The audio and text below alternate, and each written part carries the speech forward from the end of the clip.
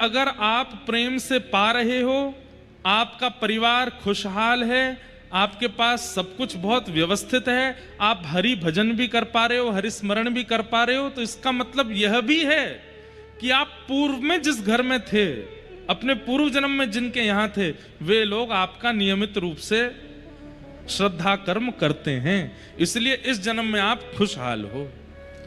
और कई बार व्यक्ति अपने जन्म में बड़ा दुखी हो जाता है, पाने को अन्न नहीं मिल रहा, धन रुकता नहीं है, बच्चे बात नहीं सुनते, कभी प्रेत आक्रमण कर देते हैं, कभी घर पर कोई बंधन हो जाता है, कभी कुछ होता है, कभी कुछ।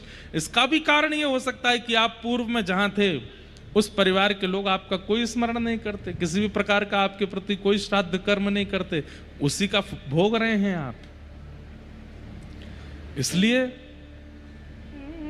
ये नवरात्रि के दिन, ये श्राद्ध पक्ष के दिन, ये गणेश चतुर्थी के दिन, राधाष्टमी जन्माष्टमी के दिन, श्रावण मास के दिन, हम भारतीयों की सुरक्षा के लिए 365 दिन आचार्यों ने एक एक नियम बना दिया।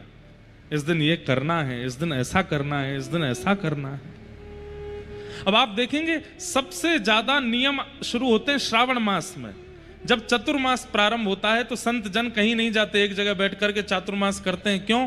क्योंकि भ्रमण करने से छोटे छोटे जीव जंतुओं की हत्या होती है, कई सारे पृथ्वी से जीव जंतु निकल आते हैं, आदि आदि बहुत कारण होते हैं। इसलिए संत लोग एक ही स्थान पर बैठ के चातुर्मास करते हैं। पर हम गृहस्थी, हम तो घूमते फिरते रहते हैं, इसलिए हम लोगों से कोई ना कोई पाप श्रावण मास के दिनों में, भाद्रपदों के दिनों में कुछ ना कुछ बनता रहता है। इसलिए पूरा श्रावण मास, पूरा भाद्रपद, सब में हर दिन एक नियम बता दिया। आज ये आराधना करो, आज ये उपासना करो, आज ये वंदना करो, आज ये उत्सव मनाओ, क्योंकि आपसे कोई ना कोई अपराध पूरे दिन में बना है, उसकी निवृत्ति करो।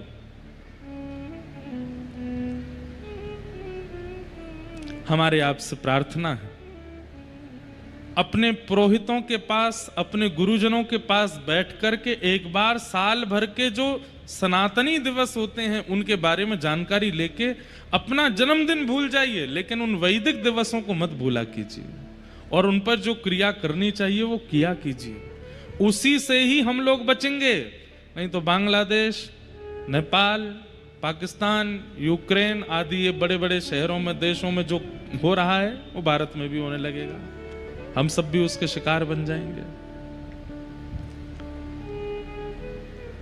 और विशेष रूप से हमारे युवा, जानिए वैदिक धर्म क्या है, जानिए सनातन धर्म क्या है, उसका पालन कीजिए।